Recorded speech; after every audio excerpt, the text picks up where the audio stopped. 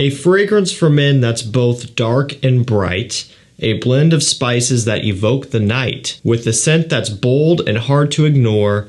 This is truly a fragrance that you will adore. So Fragrance By is doing their annual Easter egg hunt, and if you solve that riddle, you will have 50 entries into the giveaway that they're running. And one of those giveaway prizes is $500 plus a special fragrance, completely free. I'm going to drop both links to this down below if you are interested in participating. Just to give you a quick little rundown here, in order to kind of partake in the Easter egg hunt, there's going to be 21 eggs and product variant pictures across the entire Fragrance By website. So just reading some of this off straight from here, each of these eggs contains a secret character or letter next to it. We've also indicated the secret character under the UPC section on the product page. Find the 21 eggs, put the characters together sequentially to form the secret code. That will gain you 50 entries into this big giveaway. Don't worry, there's going to be clues and everything else along the way to make it a little bit easier for you. Stay tuned at the links down below. I just wanted to throw that out there for you if you want to play around a little bit. Now we're going to go ahead and jump right into the review of Lalique Ombre Noir, which is a beautiful scent. You guys are going to love it. This is what it's all about right here, guys. Today I'm going to be going over this work of art, Lalique Ombre Noir. So I decided to go ahead and pick this one up because Fragrance By got these in stock and they sold really quick. And I'll be honest, I never really paid much attention to this until it came into stock. I saw it was selling really quick. I saw it costed about $65 for 100 ml. This retails for $140, so great savings. Looked at the note breakdown, looked great, so I just went ahead and bought it. I've been testing this one here recently. Luckily, it's still been pretty chilly outside, and so I've been able to wear it out as well and kind of get a feel for it outdoors when it's been cold, because this is more of a cooler season scent. And I gotta say, again, this is a true beauty, truly a stunning work of art, and I'm ready to break it down for you. I'm gonna tell you how this one smells, how it performs, when you can wear it, and if I think it's worth picking up. Let's just dive right into it. I mean, the opening of this one is probably one of the best parts. I mean, that smells amazing. You get a whole bunch of things all at once. You get this really nice textured cedar wood. You get this tobacco accord, smoky red pipe tobacco. You get some patchouli in here as well. There's this kind of cinnamon candied sweetness. I would have to double check at the note breakdown. I don't know if there's a cinnamon officially listed or not, but I get it. So it kind of almost tips the scale towards a gourmand, but then it's also brought back with a tobacco and things of that nature to kind of give it a smokiness on one hand, a gourmand sweetness on the other. And then there's even this fig accord in here, which I'm not the biggest fan of fig in fragrances, but it's done in a way here where it's cushioned by all of these other notes I've been talking about, to where it doesn't stand out and smell too strong or too potent. But really what catches my attention so much is the cedarwood variety mixed with this brandy accord. I mean, it literally smells like an oak barrel. Obviously oak is not cedar, but maybe it's more so an oak accord. But this oak or cedar barrel of wood just drenched in like a brandy, like an alcohol accord, it really does smell like it. It's just so realistic in such a crazy way. The tobacco is going along with that. It's impressive. We'll take a look at the note breakdown. Up top we have fig leaf, mint, and bergamot. In the mid we have tobacco leaf, cinnamon, and papyrus, so there is cinnamon. Definitely pick up on it. In the base we have cognac, myrrh, olibanum, cedar, and tonka. If that note breakdown doesn't sell you, I don't know what will. Smelling it would. If you were to sample it before you bought it, you would definitely be fiending for a full bottle after trying a sample of it first. So I covered most of these already.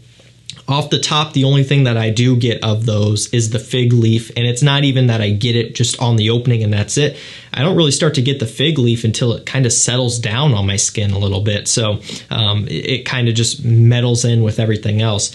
A lot of the tobacco, and it's a tobacco leaf here, so it is smoky, but it's not as earthy and rich and dry, maybe as some other tobacco fragrances that you're used to. It is more of a leafy variety of tobacco, which makes sense. The cinnamon, quite a bit of it. And then the papyrus, that's also adding to that kind of spiciness that you get. And the papyrus and cedar wood often go hand in hand. You take a look at a lot of fragrances out there. One of my favorites, Bentley for Men Absolute, uses a lot of those two notes together to create this really rich kind of cedar wood, smoky spiciness. And even Bentley for Men Absolute has a boozy accord, which, you know, they don't list any of that in there, but you do pick up on it. And it's kind of a similar smell here. Cognac, myrrh, olibanum, cedar, tonka, pretty much get all of those. Cedar, cognac to a heavy extent. I think I was saying brandy earlier on. I meant cognac. Definitely a sweeter variety of a boozy accord. It's nothing like a whiskey or anything like that. The myrrh and olibanum adding to that sweetness and resinous and kind of smokiness to some extent. And a nice tonka bean in the base to give off a little bit more of a dusty, sweet, powdery quality. But again, guys, this smells amazing. Truly beautiful stuff. It's an eau de parfum concentration. Performance is one area that is a little bit of a letdown. So that does suck. Now, at retail, if you're paying $140, you will really be let down by the performance because, you know, $140 is a pretty decent chunk of change. And for this one to only last around 7 hours on my skin, that's what I have been getting here consistently, around the 7 mark, sometimes a little bit less than that, sometimes maybe even a little bit more than that. For $140, there are other things out there for $140 that maybe don't smell like this, but could achieve a similar result that have twice the performance. So, you know, at that point, it is a little bit of a letdown. However, at $60 to $65, which is what I and a lot of you guys probably paid for if you bought yours when it came into stock as well, at that point, it's still, to me, all things considered, almost a mind-blowing steal. Because I'm not only just looking at the scent itself, which smells great, has great quality, and is super unique, almost nothing else quite like it, but also just the way it's composed, the way the notes all sit together, and it smells so expensive that at $60 to $65, it is a really, really good deal. And so at that point, I can kind of let some of the performance go a little bit and kind of accept it.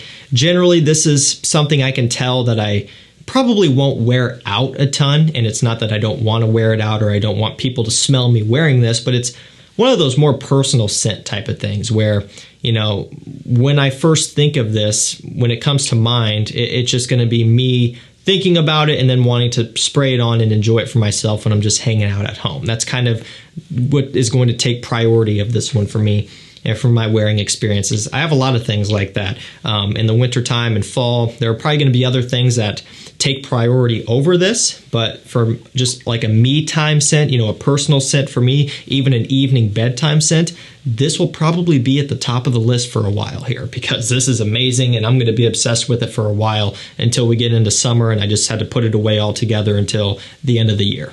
All around, if you are looking for a nice boozy, tobacco leafy, sweet, woody, and slightly smoky scent that, again, almost tips the scale and touches on the realm of a gourmand, but then it's also brought back with all the other things going on, this will be one for you. And again, to supplement that, if you're just looking for something different and something to kind of refresh your palate, something to maybe reignite the flame that you once had for this hobby before you smelled a lot of things and then your standards were raised and then it just didn't do it for you anymore, this would be the perfect scent for that. You know, this will really kind of bring you back in. It'll show you what is available out there and just how amazing some things are, and it might just reignite your passion for this hobby if you feel like it's dwindling a little bit. I mean, you guys see it firsthand. I've smelled so many things, the new releases all the time, and the new releases, you know, they get monotonous for sure. They can kind of beat you down because it's spend $100 and it's a crapshoot whether it's going to be good or just boring and a waste of money is essentially how they are anymore, which is, you know, it sucks to say, but it is true. And so for me to kind of indulge in something like this, it really is a lot of fun. Now, I'll do my best to plan this video and upload it when it's in stock so you can take advantage of that deal. If it's not when I'm posting this, if it sells out before you even see it, then get on the mailing list down below. It's the first link. Anytime something like this, a good deal comes in stock, I send out an email, and that way you can be first to get it before it does inevitably sell out. That's going to do it for me, guys. Thank you so much for watching. Stay safe, stay healthy, and we'll see you tomorrow with another one. Take care.